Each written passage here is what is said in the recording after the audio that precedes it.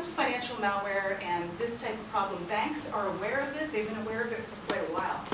They haven't taken a lot of steps to try to protect their users. And some of those steps they have done is protecting the PIN and passwords. And they're getting pretty good at that. The two-factor authentication is an example of that. There are different ways that they can look at your account's been, changes have been made.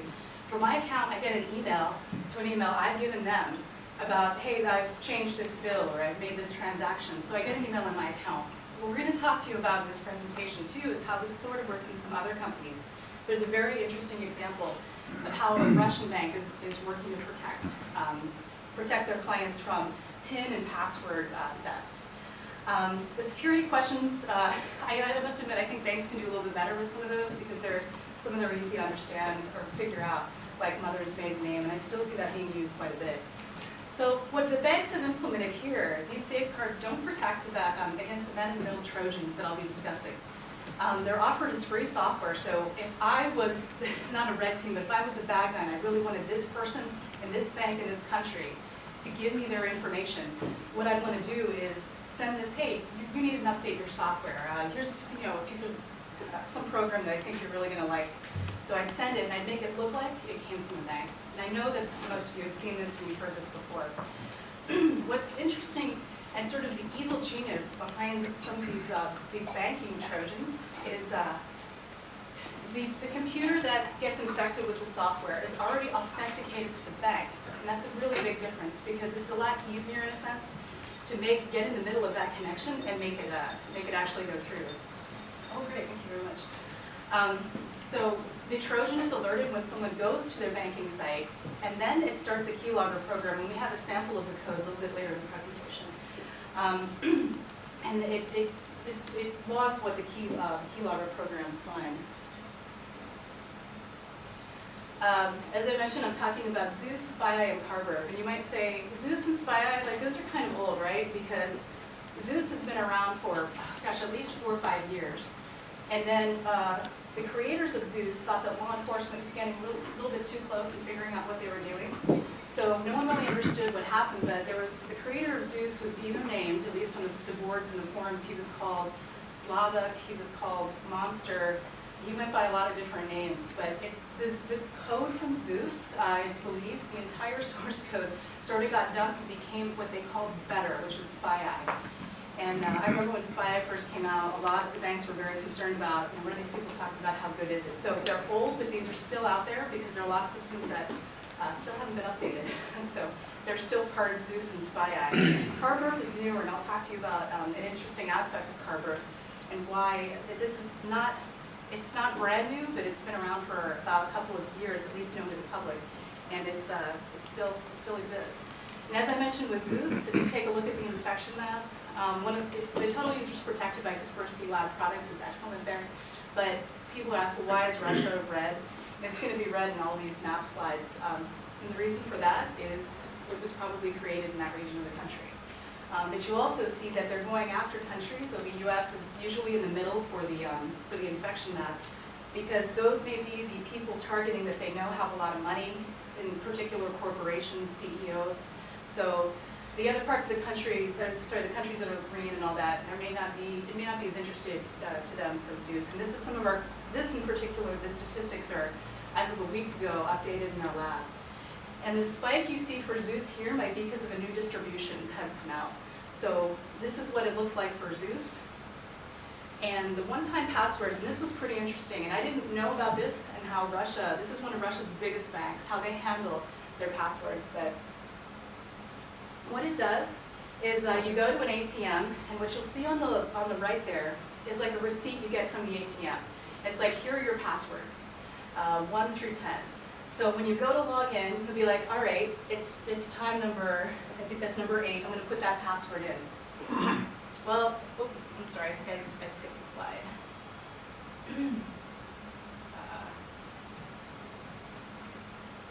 Okay, so when they go to log in, this is one of the things that they might see that is a targeted attack here. Is, okay, we need your passwords again, we're really sorry. Please enter them all in. This is akin to sort of me asking someone if I'm on a red team project, which I don't do for Kaspersky. I don't do it at all anymore, but it was something that I did before. I want to make that clear. But what they do is like, okay, send us your passwords. We don't have these. If you want to continue to access your bank account, there you go. That's kind of an easy, cheap way. But you may not get as efficient of a response. CEOs might be they know about that. I find they might be more vulnerable, more sophisticated attacks that we'll be talking about. This is the Carberg infection map, and the total users protected, again, is quite good. If you look at the bottom, the number of users there that are infected. And again, the US is, well, it's not as high as it was in the last slide, but Russia's still red. Carberg, if you see that, this is the infection map, and these statistics were generated last week. So these are the users that were infected and how it's changed over time. I believe that it's becoming a little bit less because if you, it's pretty well known that they believe they caught all the perpetrators, the people who created Carberg, as of, I think, April 5th of this year. So while the software is still out there, they think they got the guys that started it. All right, here's an example of the code. You'll see that the keylogger's there. So when someone goes to a banking website, this is what they don't see that's coming up in the background is, all right, we're going to start keylogging everything that you do for this bank. All right, and this is what SpyEye looks like. Again, you see the distribution points where there's a new version that comes out for SpyEye. And these pieces of malware are quite sophisticated. This is interesting too. It's a little bit different than what we have here with our RSA tokens, where our RSA tokens, I do know that they had a bit of a compromise with the Chinese, with where RSA tokens actually have cryptography associated with it. The chip-10 bypass, because we were discussing this last night, it's just a random number generator, just like you have in any type of software program. And you have this with you, so when you go to do a bank transaction, it would randomly generate a number for this. Well, one of the ways that SpyEye had figured out that they wanted to target people with this is by saying, all right, well, what we're going to do is we're going to send you an email saying, you're an honest CEO of your company. We're really sorry, we made a mistake. We transferred the wrong amount of money from your account or for someone else's account to yours. So can you please give it back? And so I think they appeal, one of the social engineering techniques is appeal to people's emotions and their humanity and all that. So I think this was actually quite successful. Like, all right, I'll give it back to you. So what you don't see is that money is going to someone else's account, a criminal's account. The statistics are alarming. I mean, this is stuff that's been covered in the news about how many systems are vulnerable, how many of them have been detected also in this quarter. It's quite a bit. The measures that we're going to talk about here today, with Dennis's presentation, he's going to talk more about what Kaspersky is doing to create solutions for a lot of these problems. But the pirated software and the generators and the cracks, I mean, that's more to do with education, as it is like avoiding social engineering techniques that your executives might be experiencing. But the infected USB flash drives, I mean, Kaspersky has solutions that we want to present to you about today, to talk to you about that. This is one of the targeted attacks, and this is kind of akin to my example of there's something in that safe I want, I'm not going to stop at, like, it's locked and I don't want to take the time to manipulate it, I'll just go for it. And you can drill it out carefully. This is an example of a targeted attack that's becoming very sophisticated. It's I mean, that PDF looks great, an invitation to a New Year's Eve party. I'd probably be curious about opening that. But I would be excited, that's a great idea. Well, the problem is that Carberg was contained inside of this PDF. So once you opened it up, your computer was infected, you got that software on there, you wouldn't even know until you started noticing problems, your bank accounts being paid. The zero-day exploits, again, akin to, I'm going to go for that. I don't care if I break the glass and there's a super lockdown. I don't care if people catch me. I'm just going to go in and take what I want.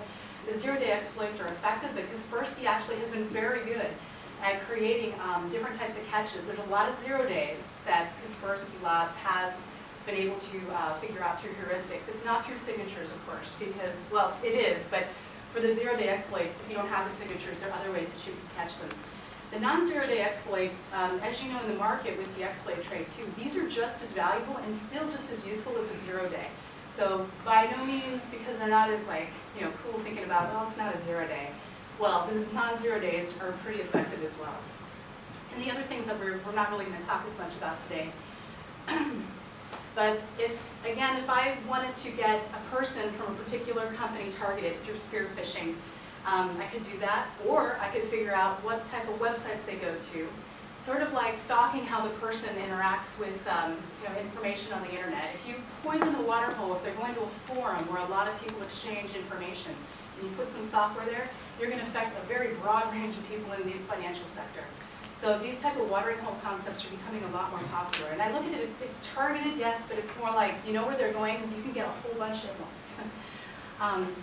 So Kaspersky is working on the exploit protection, the untrusted source isolation, and infected removable media. So Kaspersky Labs has some products that Dennis is going to feature, talking about what we're doing to help companies and help users protect themselves from this. So the conclusion is, this malware is getting more targeted. It's good, it's sophisticated, and even people that I know and I've known for a long time in the computer security industry, a lot of us, may be getting targeted because of the information we know, the work we do, whatever. Some of the stuff, it just gets through. Just because people click on stuff, they get infected, but they don't know they're infected because it's that good. The stuff is quickly cracked and bypassed, such as like changing a little bit in a piece of malware so straight up signatures don't catch it.